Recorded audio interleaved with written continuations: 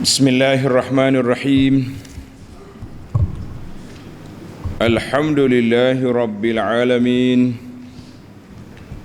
Wa bihi nasta'in ala umurid dunya waddin. Wassalatu wassalam ala al-mab'uthi rahmatan lil alamin. Nabiyyina wa habibina wa qudwatina Muhammad ibn Abdillah wa ala alihi wa sahbihi wa man sar ala nahjihi wa ihtada bihadihi wa istanna bisunnatihi ila yaumiddin, amma ba'du. Muslimin dan muslimat, para jemaah, para pencinta ilmu, para pencinta Al-Quran dan Sunnah, Assalamualaikum warahmatullahi wabarakatuh.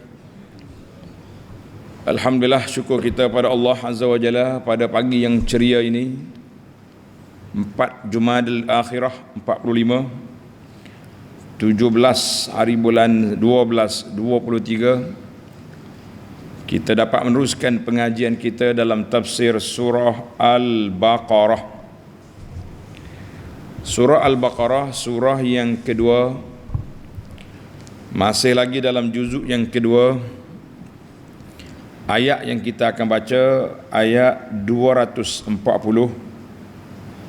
sehingga 242 di bawah tajuk Wasiyatul Haul. Asal iddah wanita ni yang kematian suami setahun kena bagi tempoh bertenang. Dan mereka wanita yang diceraikan itu berhak mendapat belanja, dia panggil mut'ah. Dia mut'ah ni nak belanja yang kadar tidak tetap, ikut kemampuan suami si arwah ni dan juga ikut keperluan dia. Dia mati, arwah ni mati, tinggal anak 5, anak yatim kecil-kecil, tak sama dengan mati tinggal anak seorang. Jadi harga susu berapa, harga pampers berapa, kena tengok. Kemudian Allah Ta'ala nyatakan di akhir ayat, hukum Allah sangat jelas. Yang duk main tak jelas, yang duk main kelaru ni, orang-orang yang otak dia telah dijerubukan oleh golongan penjajah yang kita panggil pemikiran sekular. Hak ni hak jerubu, tak tahu berapa. Islam ni dianggap agama ritual. Pergi ke masjid, ada masalah pergi cari kubur, gosok-gosok, dia ramak lagu tu. La.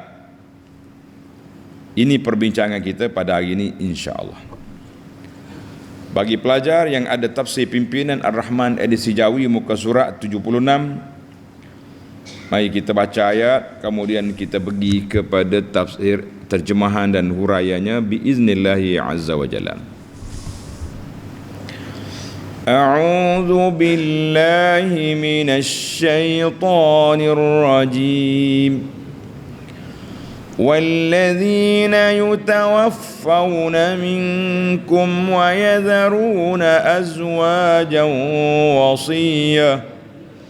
وصية لأزواجهم متاعا إلى الحول غير إخراج فإن خرجن فلا جناح عليكم فيما فعلن في أنفسهن من معروف والله عزيز حكيم. وللمطلقات متاع بالمعروف حقا على المتقين كذلك يبين الله لكم آياته لعلكم تعقلون. الله أكبر. Tengok pada terjemahan ayat.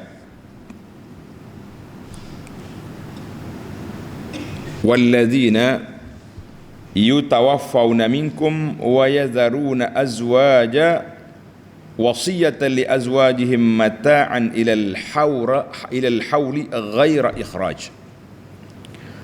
Dan orang-orang yang hampir mati, maknanya ada tanda-tanda nak mati, sakit, uzur, tua, apa lagi lah, kita kata ada tanda-tanda nak mati. Nak mati sungguh kita tak tahu bila, tapi orang panggil tanda ada.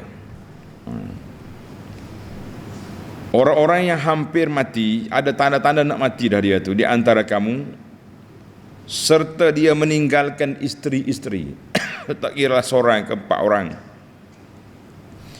hendaklah berwasiat untuk isteri-isteri mereka, iaitu diberi nafkah, sagu hati, mut'ah dia panggil, makan, pakai dan tempat tinggal hingga setahun lamanya, dengan tidak disuruh pindah dari tempat tinggalnya, di mana rumah tempat dia duduk tak ada hak waris-waris nak ambil. Ai kata ni harta pusaka aku, no, awak duduklah sini selama setahun.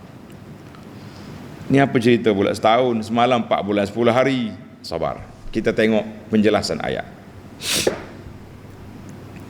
Munasabatul ayat, munasabah ayat ini dengan ayat sebelumnya apa cerita? Hadhil ayat tatimmatun, ayat ini pelengkap kepada hukum perkahwinan dan perceraian dalam surah ini.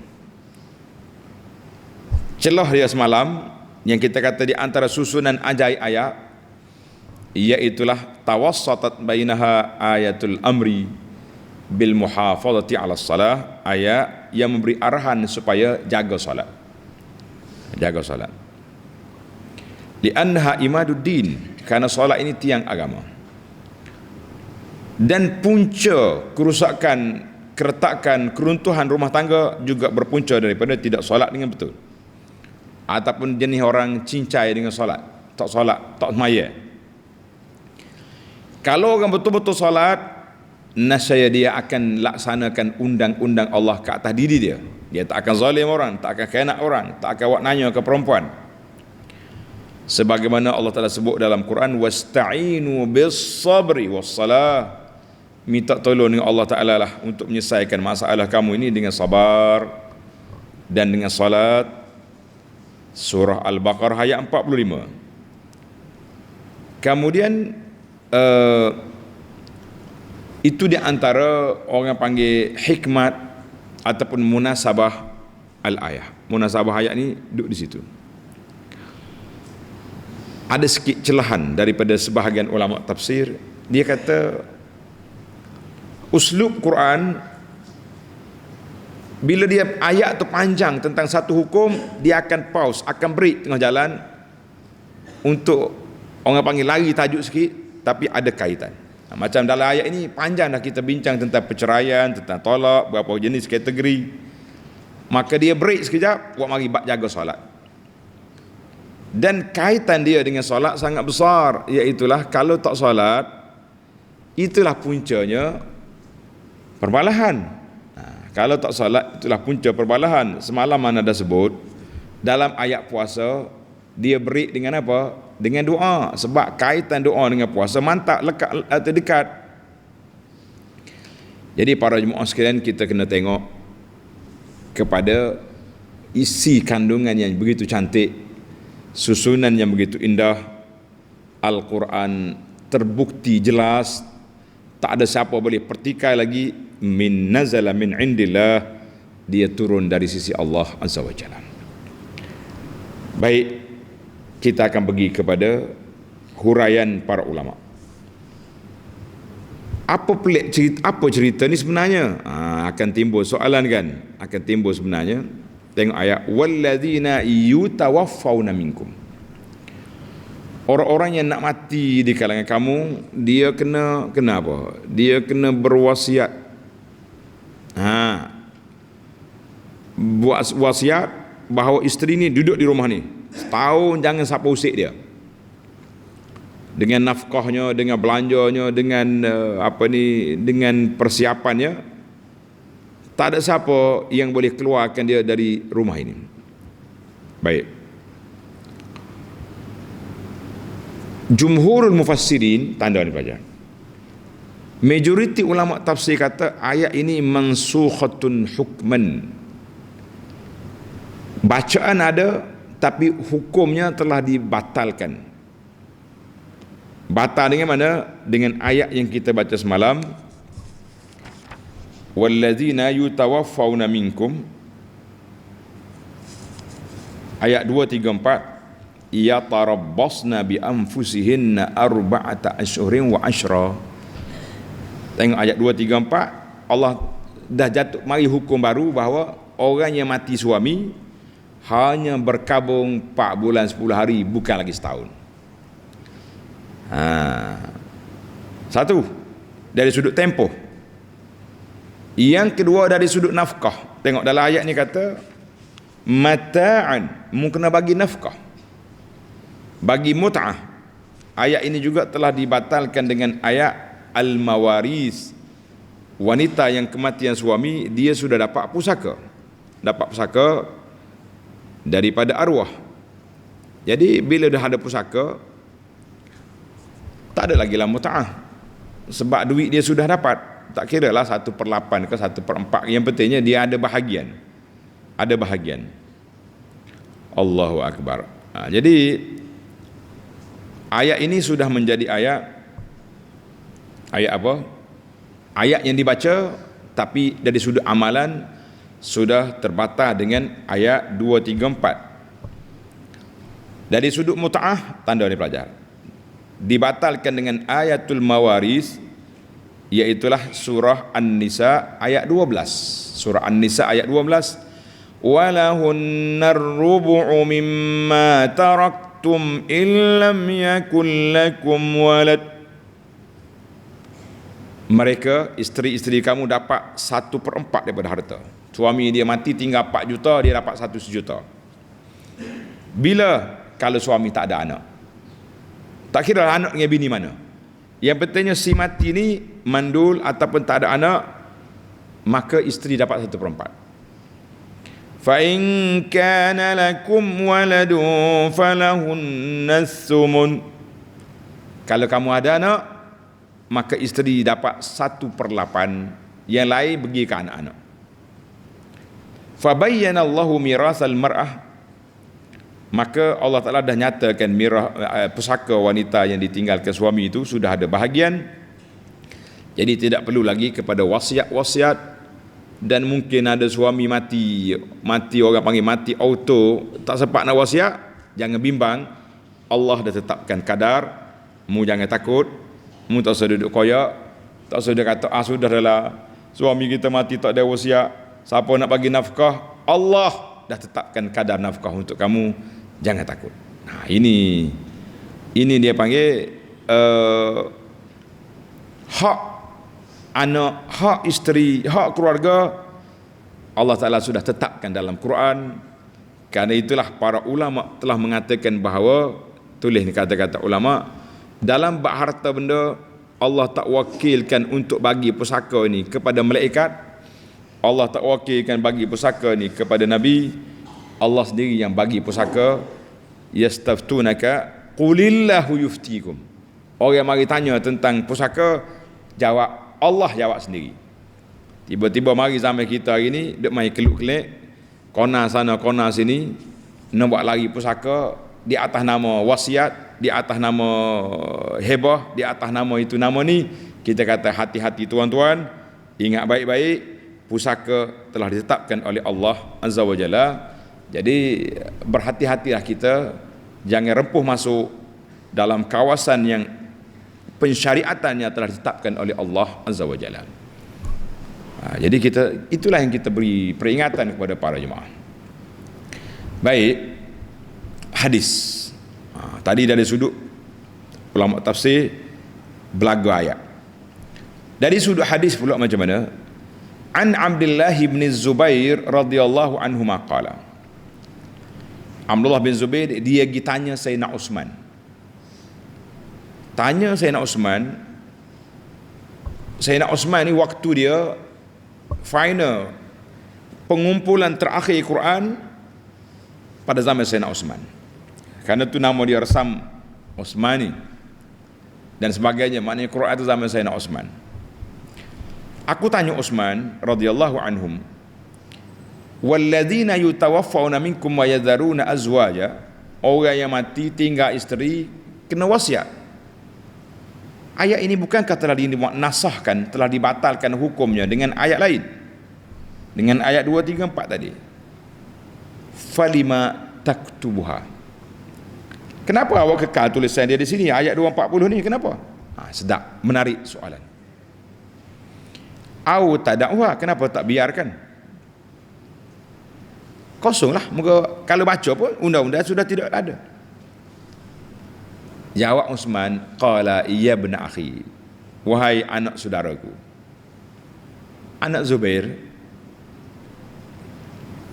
anak saudaraku, la ughayyiru syai'an minhu min makanihi, aku tak akan ubah apa-apa dalam Quran ini yang telah ditetapkan oleh Rasulullah sallallahu alaihi wasallam. Hadis dalam Bukhari. Sebab apa? Bila turun ayat, Nabi sallallahu alaihi wasallam bagi tahu kepada sahabat, letak sini. Dia bagi tahu kepada katabatil wahyi, penulis wahyu, letak ayat ni sini. Letak ayat ni. Lepas tu kemudian Nabi kita murajaah dengan Jibril setiap tahun. Ayat yang telah diturunkan. Maknanya takkan aku nak ubah, buang begitu saja. Semalam mana baca satu kenyataan dalam internet, ada usaha puak-puak ajaran sesat ni nak buang beberapa surah dalam Quran sebab dia kata menyentuh hak peribadi. Di antara surah dia nak buangnya surah Al-Lahab, tabbat yada abi lahabin. Dia kata tak ada kerja duk maki Abu Lahab dalam solat. Kalau kepala otak sudah pening, begitulah yang terjadi. Ayat Quran pun dia nak pertikaikan juga. Kau pergi pertikaikan di mahkamah lah. Enakmen yang digubalkan di negeri-negeri. Ini dalam Quran tu saya duk pertikaikan lah. Kalau mu tak percaya, kau diam-diam lah. Ataupun pergi belajar biar jelas hukum.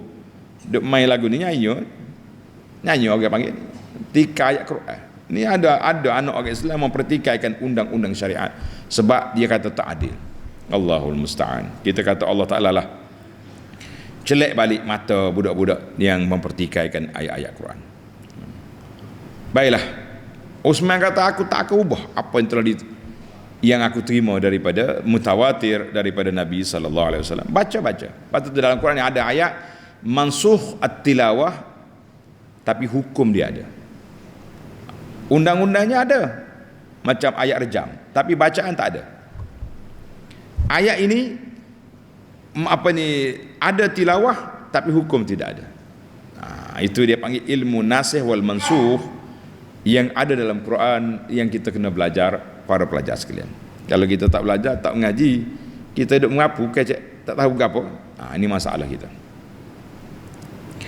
Baik, tengok tafsir.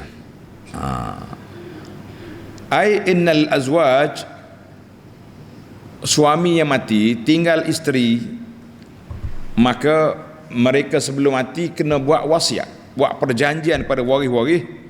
Jangan keluarkan bini aku ni, jangan keluarkan bandu janda dia ni. Dia panggil balu. Orang perempuan mati suami je balu. Balu ni jangan keluar daripada rumah sehingga setahun. Dengan nafkahnya, dengan tempat tinggalnya, jangan siapa keluarkan dia. Dia di situ. Baik, tengok sambung ayat. Fa in kharajna fala junaha alaikum fima fa'alna fi anfusihinna min ma'ruf. Kemudian jika mereka keluar dari tempat tinggalnya dengan kehendaknya sendiri, ialah dia duduk sini, tak selesa rumah suami ni, merasa macam-macam dia tua tak ada kat, gitulah jadinya. Lebih-lebih lagi isteri hak baru kahwin, budak baru, tua rumah baru, tak selesa. Mana kalau ibu hak isteri hak lama dah tu, dia duduk sebati rumah tu lain. Ni mari masa dia mari sekejap, lepas tu suami mati, dia pun nak lari keluar balik rumah ayah dia ke bagi apa. Ni undang-undang ni lah, dalam undang-undang ni. Sekiranya mereka nak keluar daripada rumahnya dengan kehendak sendiri, maka tidaklah kamu bersalah wahai wali waris si mati mengenai apa yang mereka isteri-isteri itu lakukan pada diri mereka dari perkara yang patut yang tidak dilarang oleh syarak. Dan ingatlah Allah Maha berkuasa lagi Maha bijaksana. Apa dia maksud ayat? Tengok nota di bawah. Maksudnya, orang-orang yang hampir mati dituntut berwasiat untuk isteri mereka nafkah, mut'ah, sagu hati, meliputi makan, pakai dan tempat tinggal selama setahun. Dan wali waris si mati tidaklah boleh menyuruh berpindah dari rumah suaminya dalam masa yang tersebut. Si isteri bebas memilih sama ada mahu tinggal di rumah itu dan beredah selama setahun dengan mendapat nafkah yang tersebut, atau berpindah dengan tidak dapat nafkah. Maknanya kalau isteri nak keluar daripada rumah ni boleh pergi tapi tak ada nafkah. Mut'ah tadi cut, potong. Sayugia disebut soal wajibnya si isteri yang kematian suami beredah selama setahun telah dimansuhkan oleh ayat 234 surah Baqarah dan menetapkan bahawa eddahnya ialah 4 bulan 10 hari. Dengan SOP barulah.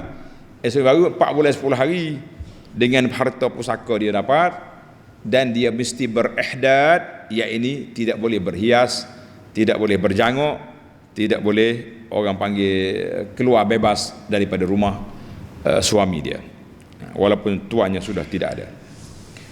Maka jadi kalau mereka nak pilih keluar, wali tak boleh larang, tapi putus dia punya belanja aku tak bagi dah, menggigi lah, tapi cari sendiri belanja. Itu undang-undang awal. Kita kata tak apalah, dah undang-undang macam tu. Tapi di akhir ayat Allah kata apa? Wallahu azizun hakim. Allah Ta'ala maha gagah perkasa lagi maha bijaksana. Yani Allah Ta'ala la yamnahu syai' min intiqamihi. Allah Ta'ala tak ada siapa boleh larang. Siapa dia langgar perintah Allah, siapa dia rempuh larangan Allah Ta'ala, hududullah. Contohnya dia keluarkan isteri kawan ni, kau berangguh bambruk buat balik mumpakmu, ini rumah ini sudah jadi pusaka kami, maka kamu zalim pada hamba Allah Ta'ala itu, Allah Ta'ala akan ambil tindakan dengan selayaknya dengan perbuatan kamu. Buatlah zalim pada orang, buatlah zalim pada orang, khenaklah kepada orang, maka mereka akan menerima padah yang begitu dahsyat. Baiklah, kita berpindah kepada ayat yang 241.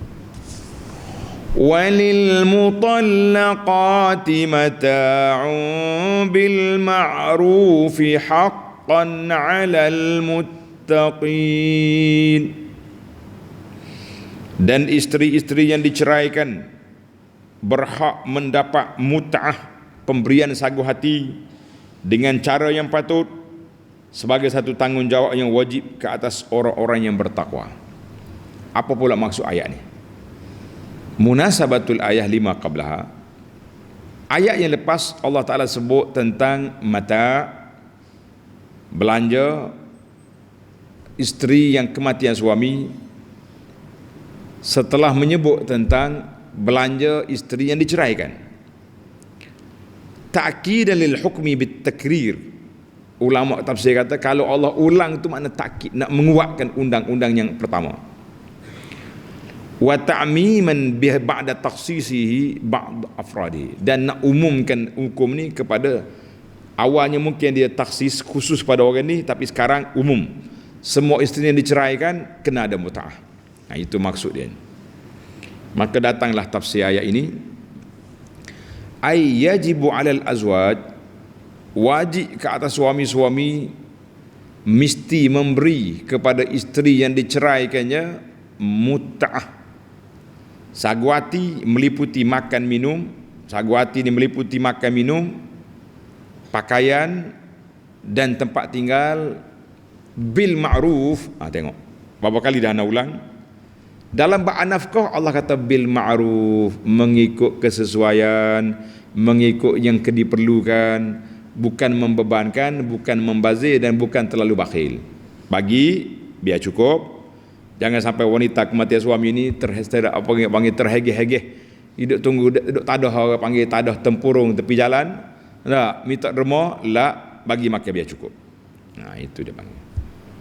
min ghairi mukhalafati li hududillah, jangan langgar perintah Allah Azza wa Jalla. Ini hak sabit bagi mana-mana wanita yang diceraikan oleh suaminya.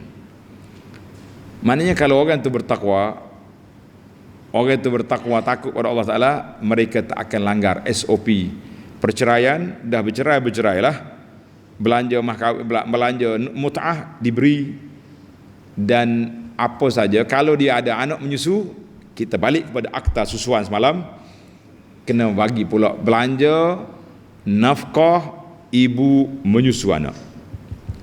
Lengkap lah, tak usah kata duk sibuk dengan right, human right lah, woman right lah, apa right, mother right. No, dalam Islam sudah right semua sekali. Hak tak right ya, pala kita tak right, sebab kita tak mengaji Quran. Kita dengar orang burukkan Islam, kita pun tumpang sama, sebab kita tak mengaji. Bukan salah ibu mengandung. Kata-kata hikmat daripada para pendakwah, dia kata bukan salah ibu mengandung, tapi salah kita tak mengaji. Bila kita tak mengaji, kita menyalahkan orang. Kelak kita jangan menyalahkan orang, kita salahkan kita. Sebab apa awak? Sebab saya tak mengaji. Maka tuan-tuan kena ingat, ni dalam kitab kita ni telah menjawab beberapa kekeliruan yang berkait dengan nafkah, berkait dengan perceraian, berkait dengan pusaka. Tuan-tuan bacalah, beri kepada anak-anak supaya anak kita mutalaah kitab ni. Banyak keindahan Islam yang kita yang terserlah, dan mudah-mudahan kita tidak ada lagi anak-anak orang Islam membantah undang-undang Islam. Kata di ahli fikir, man kasurat tila'uhu qalla i'tiraduhu. Siapa dia banyak belajar, siapa dia banyak mengaji, siapa dia banyak mengkaji, kuranglah dia punya bantahan. Yang jadi bengong hari ni sebab kita tak mengaji. Kita rasa kita mengaji, tak mengaji. Bila orang ajar hak apa ni yang dia tak belajar, mulalah celak mata, mula nak mengata ke orang, mula nak tashwish, nak apa ni mencelarukan orang lain. Kita kata jangan. Jadi kita alhamdulillah, kita berusaha sedaya mungkin supaya para jemaah pencinta ilmu memahami maksud kalam Allah dan mencari apa saja ilmu yang berkaitan, supaya para jemaah dapat maklumat yang jelas tentang agama. Makin kata orang tak sayang, tak cinta, tak kenal maka tak cinta. Macam mana mau cinta kalau tak mengaji? Macam mana kita nak sayang ke Quran kalau tak baca? Kalau baca tak faham juga, tak ada arti. Maka maksud ada arti itu tak ada kesan yang baik dalam jiwa, pahala dapat. Maka kita kena baca, tadabbur, dan kita amalkan biiznillahi azza wa jalla. Baiklah, kita pergi pada ayat yang terakhir dalam siri kita ni, ayat 242. Kadzalika yubayyinu Allahu lakum ayatihi la'allakum ta'qilun. Demikianlah Allah menerangkan kepada kamu hukum-hukumnya supaya kamu memahaminya. Allah Ta'ala jelaskan hukum pada kita supaya apa? Supaya kita faham, kita amal, kita akur, dan kita ikut kepada ketetapan Allah Azza wa Jalla. Jangan duduk reka kepala sendiri, duduk buat benda-benda yang pelik-pelik. Kita kata jangan para pelajar. Kita buat perkara yang Allah suruh, kita ikut dia apa yang diajar oleh Nabi SAW. Jangan duduk mereka dalam perkara agama. Nak reka passion, rekalah. Nak reka passion, rekalah. Allahu Akbar. Tapi kita jangan berapa? Jangan reka agama. Baik. Kata ahli tafsir, ay kama bayyana Allah azza wa jalla ma sabaqa min ahkam. Allah Taala dah jelaskan hukum-hukumnya dengan begitu jelas, ghayatul idah, yubayyin lakum aidan. Allah nyatakan penegasan dalam ayat ini, semua hukum aku jelas. Tak ada tersembunyi, tak ada yang pelik. Penuh dengan hikmah, dengan kebijaksanaan. Sama ada mu tahu atau tak tahu. Kalau tak tahu mengaji, kalau tak erti baca, kalau tak pandai menuntut ilmu. Tapi jangan komen mengikut hawa nafsu, kerana itu akan menghancurkan masa depan awak. Masa depan kita hancur, masa depan kita akan gimana? Akan pergi kepada kerusakan yang begitu dahsyat. Sebab apa rusak? Sebab orang yang tak tahu, orang tak tahu bercakap lebih banyak merusakkan daripada membina. Kata istilah orang Melayu kata, janganlah jadi seperti tikus membaiki labu. Gitukah? Tikus baiki labu, kau comel labu kau berubah. Begitulah keadaan kita. Kita tak tahu agama tapi bercakap. Sedap dia cakap, saya ni tak tahu agama tapi saya nak komen dalam masalah agama. Sabar saudara, pergi ngaji dulu. Banyak lagi ilmu hak kita tak tahu. Sebenarnya sudah ada tapi kita buat tak tahu. Ini cukup berbahaya. Tamatlah perbincangan kita. Sekarang kita mencari 5 faedah daripada ayat yang kita baca ini biiznillahi azza wa jalla. Al-faidatul ula, wallazina yutawaffawna minkum, orang yang mati tinggal isteri, apa jadi dengan istrinya? Faedah yang pertama, iddatul mutawaffa anha zawjuha, asal iddah orang yang kematian suami ni setahun duduk rumah suami dia, makan minus itu tak boleh keluar. Tapi kalau keluar, habis dia punya nafkah. Contohnya isteri ni mati suami, duduk di rumah ni, lepas tu dia nak lari, nak pergi bini lain ke apa benda, dia bagi tahu kepada ipar-ipar dia, abang saya nak balik kampung dah, puas dah duduk sini seorang, duduk pun si mati tak balik dah, baik aku pergi cari hak lain pula.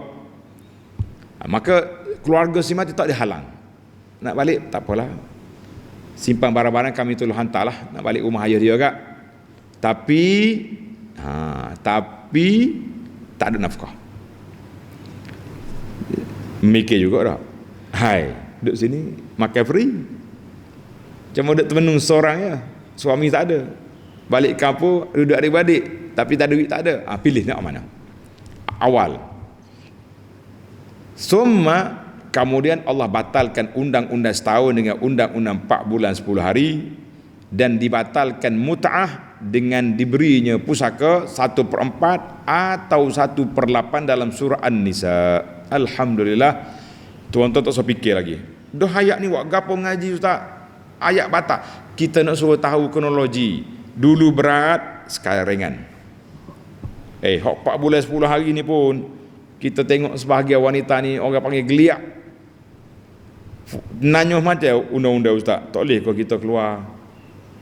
Saya kalau boleh biarlah, tak pergi mana pun, nak pergi masjid je. Nak pergi dengar kuliah. Ustaz kata bolehlah pergi tengah-tengah hari, malam balik tidur rumah. Dia tanya sikit, pasal pagi? Dia ipin sikit-sikit.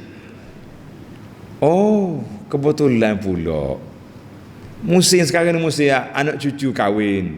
Boleh tak balik sekejap pergi majlis kahwin? Kita kata la, tidak ada keperluan. Mereka sayang awak, hantar mari. Masuk dalam tupperware, masuk dalam, orang Kelantan kata lonjok. Lonjok ni bekas makan yang bertingkap. Dia panggil apa? Apa dia bahasa Malaysia lonjok ni? Sekali terbit bahasa Kelantan kita pening orang luar. Lonjok ni ada gaya bekas tu, mangkuk ni bertingkap, 3 tingkap, 4 tingkap. Masuk dalam lonjok, hantar mari. Duk sibuk kau orang tua tu nak ajak pergi ke mall, nak ajak pergi ke dewan. Lalu ni dia dipanggil hall belakang ni. Boleh lonjok mari. Tak lagi awak. Jadi macam-macam lah. 4 bulan 10 hari. Bila tengok dalam ayat lepas, sahabat mari tanya, Rasulullah, anak saya sakit mata boleh pakai celok? Nabi kata 4 bulan 10 hari sabarlah. Kata ulama kata kalau sakit boleh pakai ubat. Duk makan rumah dia. Maknanya itu undang-undang. Bila lama jadi pendek, kita rasa apa? Rasa gembira.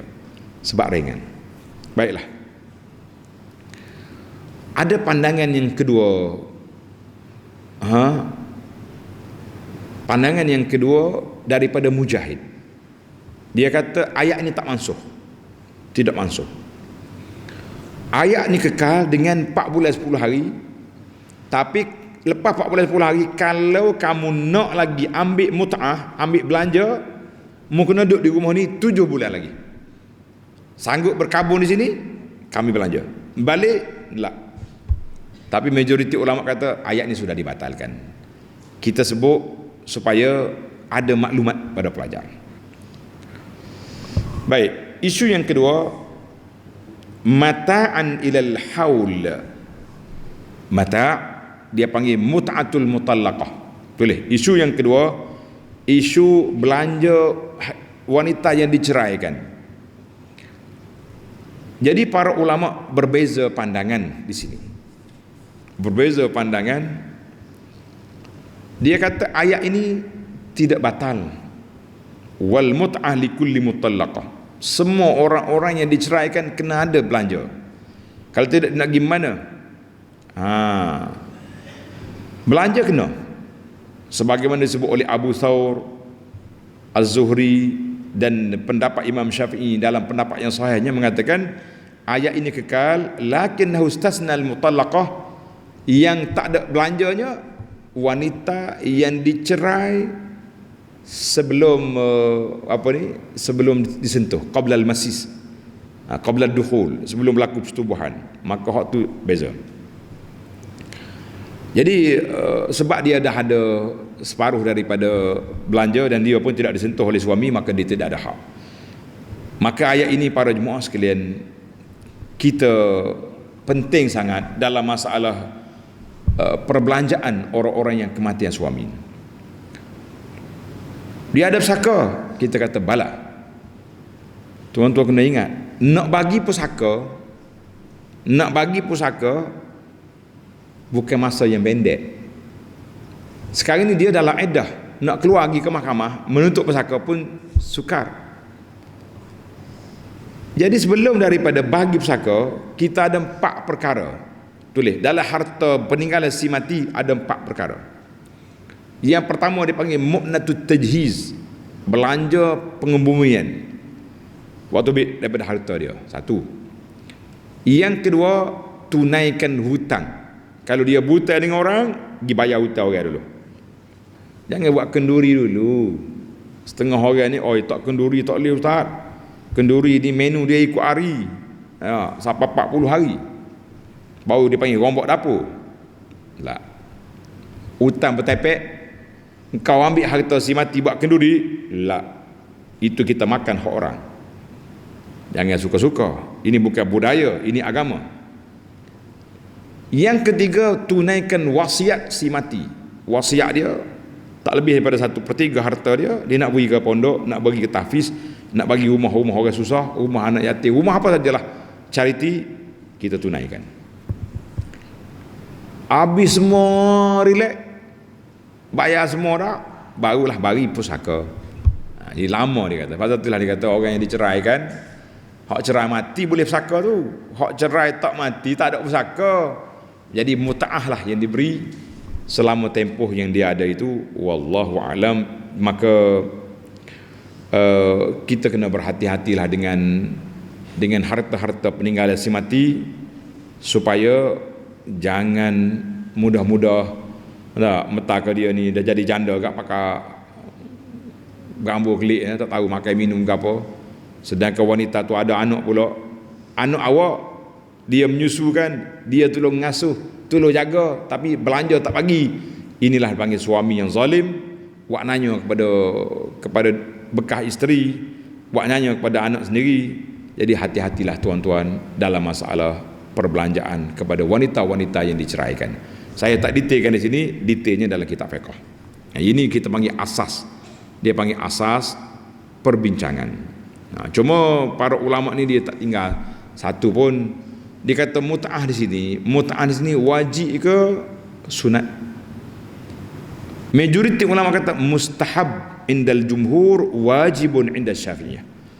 Jadi mazhab Syafi'i kata wajib nak bagi. Kalau tidak nanya ke wanita ni, baru dicerai malam, hari ni kena pergi noreh dah. Bagi dulu biar dia tenang-tenang, biar dia set balik dia punya minda dia, perjalanan hidup dia.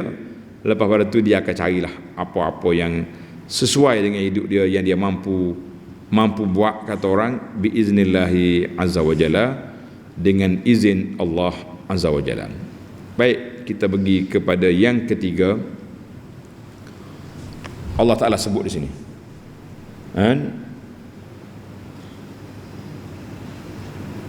walil mutallaqati mata'un bil ma'ruf haqqan, tengok, haqqan 'alal muttaqin. Isteri yang diceraikan berhak mendapat mut'ah, pemberian sagu hati dengan cara yang patut, sebagai satu tanggungjawab yang wajib ke atas orang yang bertakwa. Kenapa Allah Ta'ala sebut sifat takwa di sini? Sebab yang bagi zikrul awsaf. Bila kita nak nasihat pada orang, elok kita cari sifat-sifat yang orang rasa mesra dengan sifat ini. Sebab itulah bila kita cakap depan orang-orang ahli korporat, kita nak minta derma, tuan-tuan para dermawan, para pemurah, hati tenang, harta Allah Ta'ala bagi ni kita kongsilah dengan orang miskin. Tengok ayat. Tapi kalau kita pergi pak orang maksiat, tuan-tuan yang baik hati, Allah Ta'ala Maha Pengampun, Maha Penyayang, oh sukalah dia lompat pula. Tengok kesesuaian. Jadi Allah Ta'ala sebut pada suami sini, kalau kamu bertakwa, kamu tak akan langgar perintah Allah Azza wa Jalla.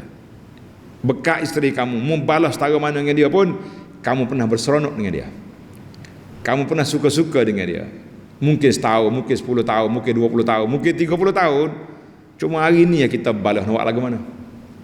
Jadi sifat orang bertakwa. Ana tak baca detail penghakiman yang baru keluar sehari dua ni timbul, iaitulah undang-undang, memasukkan undang-undang mengorak dengan isteri orang tidak dikira jenayah, tak boleh disaman. Ini juga satu fenomena yang buruk secara zahir lah. Ana tak detail lagi, tapi sahabat kita peguam ada ulas. Maknanya kalau mengorak isteri orang bukan sekira satu jenayah, dikira friend dia, tunggulah kehancuran rumah tangga yang begitu dahsyat pada hari-hari yang akan mendatang.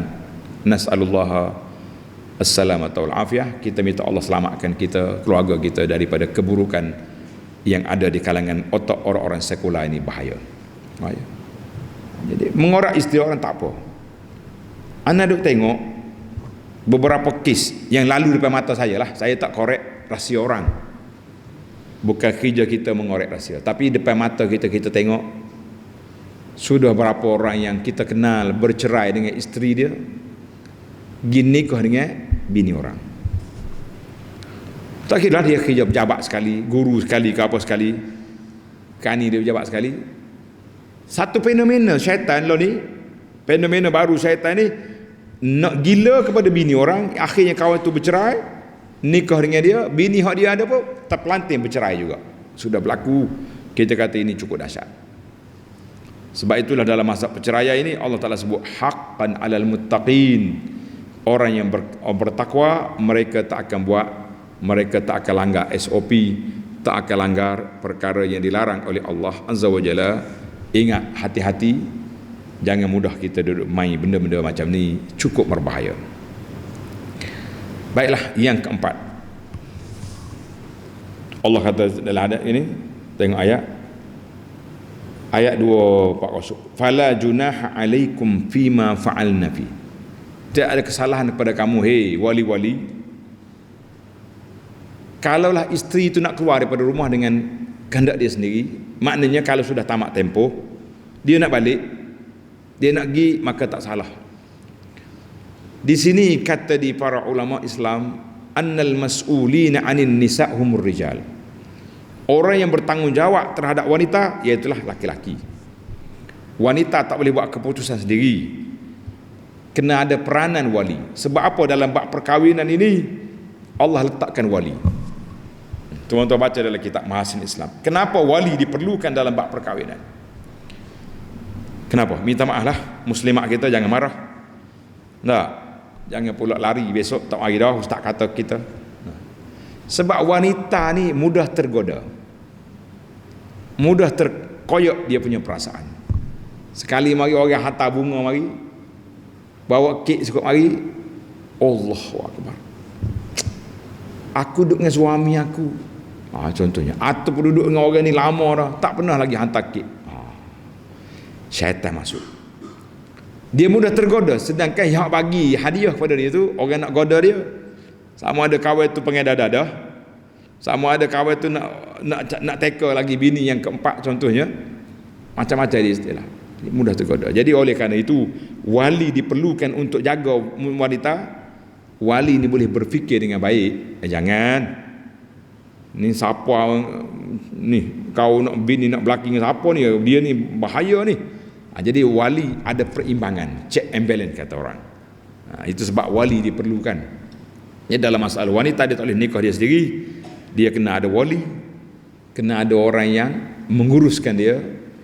Bukan makna wanita tak cerdik, tapi wanita mudah tergoda. Makcik-makcik kena akulah, terimalah hakikat sebenar kehidupan kita, tak mudah tergoda. Baik, yang terakhir ayat 242 Allah kata kadzalika yubayyinullahu lakum ayatihi. Allah Taala dah nyatakan ayat ini kepada kita. Maka di sini para jemaah sekalian, jangan kita mudah, kata di ulama tadabbur, la yumkin an yujad fi syar'i hukmun ghairu mubayyan. Tidak ada dalam syariat hukum tak tahu gapo, tak ada. Sebab Allah dah nyatakan yubayyinullahu lakum ayatihi. Allah Ta'ala dah nyatakan ayat-ayat dia dengan lengkap, dengan sempurna. Yang kita tak faham bukan salah ayat, salah kita tak mengaji. Kita tak faham bukan salah ayat, tapi salah siapa? Salah kita tak mengaji. Karena itu di akhir ayat Allah kata la'allakum ta'qilun, supaya kamu berakal. Ayat ini as-sana'u 'alal aqli. Allah Ta'ala puji orang yang menggunakan akal dia untuk mencari kebenaran, untuk mencari perkara yang jelas, untuk meninggalkan perkara yang tak baik. Maka itu ayat ini menjadi satu perkara yang besar. Allah Ta'ala puji kepada akal, sebab dengan akal yang waras kita boleh berfikir dengan baik. Dengan akal yang cerdik kita boleh dapat memahami ilmu tentang Allah, tentang Rasul, tentang hukum hakam dengan mudah. Kerana itulah saya kempen di akhir tahun ni, tuan-tuan dan puan-puan yang ada anak-anak yang cerdik-cerdik, yang pintar, habis sekolah rendah, pilihlah sebahagiannya masuklah ke sekolah-sekolah aliran agama. Saya tak katalah mari pondok belaka, tapi biar ada pengajian Islam dalam kehidupan dia. Sekarang ni alhamdulillah sekolah tahfiz sains ada, mudah. Dia menghafal Quran, dia juga belajar sains. Dia jadi engineer, dia juga boleh jadi imam. Dia jadi pilot atas langit, dia boleh mujarah Al-Quran. Kita kata subhanallah. Dia jadi doktor di hospital, letak ya dia punya jarum, boleh pegang mikrofon. Kenapa kita tak nak pilih aliran kepada anak-anak kita yang baik? Sebab akal memain peranan yang besar. Apabila dididik dengan ilmu yang baik, dia orang cerdik. Lain orang yang mengaji agama, yang tak cerdik ni lah jadi huru-hara ni. Lepas tu dia pula dapat jawatan besar dalam agama. Pemikiran dia tidak laju, cetek, mudah dipengaruhi oleh orang. Maka timbullah fatwa yang pelik-pelik, timbullah pandangan-pandangan yang pelik-pelik, sebab kita tidak laju dari sudut pemikiran. Jadi mudah-mudahan Allah Ta'ala beri pada kita yang terbaik. Karena itulah sebahagian ulama' dia kata ayat ini sekaligus mencela orang-orang yang bila bincang tentang Allah, tentang ayat-ayat Allah dalam Quran ini, seolah-olah ayat ni Tuhan tak jelas tentang Allah. Kita nak kenal Allah, kena pergi cari ilmu lain, ilmu falsafah lah, ilmu tu ilmu ni. Seolah-olahnya ulama-ulama salah ni bila baca ayat tentang Allah Ta'ala, kita tak faham Tuhan nak gapo. Sedangkan Allah nyatakan sifat dia. Allah Ta'ala nyatakan apa yang layak dengan zat yang maha mulia. Kita tak boleh terima sebab akal kita tak boleh terima. Sebab apa akal tak boleh terima? Sebab kita terikat dengan pemikiran falsafah yang menggunakan akal yang menolak wahyu. Kita kata nas'alullah al-afwa wal afiyah. Baiklah, tamatlah 5 perbincangan. Mudah-mudahan ada manfaatnya kepada kita semua para jemaah sekalian. InsyaAllah dalam siri yang akan datang kita akan keluar daripada hukum perkahwinan kepada hukum yang lain pula, iaitulah alam tara ilal ladzina kharaju min diyarihim uruf, kepada mencintai dunia, takut pada mati. lagi sentap kita punya perbincangan insya-Allah. Subhanakallahumma wa bihamdika asyhadu an la ilaha illa anta astaghfiruka wa atubu ilaik. Wa sallallahu ala nabiyyina Muhammad wa ala alihi wa sahbihi ajma'in walhamdulillahi rabbil alamin.